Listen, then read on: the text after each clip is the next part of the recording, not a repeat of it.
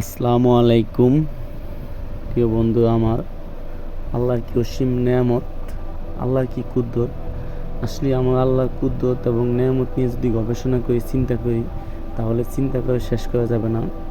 আমরা নদীতে বিকালবেলা একটু ঘুরতে আসলাম। ঘুরতে এসে শেষ বিকালে সূর্য ডুবে যাওয়ার যে সিনটা, সেই সিনটা ক্যামেরাবন্দি করলাম।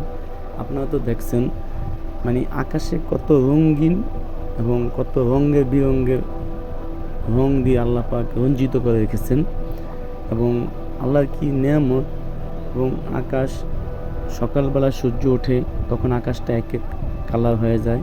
আবার যখন দুপুরবেলা, ঠিক দুপুরে, তখন আকাশের রং আরেক রকম থাকে। এখন যখন আবার বিকালবেলা, শেষ বিকালে সূর্য ডুবে যায়, তখন আকাশের রং আরেক রকম থাকে। আসলেই এগুলা আল্লাহর দিক নির্দেশনা দেখে আল্লাহ আমাদেরকে অনেক কিছু বুঝিয়ে দিয়েছে যে আল্লাহ ইচ্ছে করলে সব কিছু সম্ভব এবং সব কিছু করতে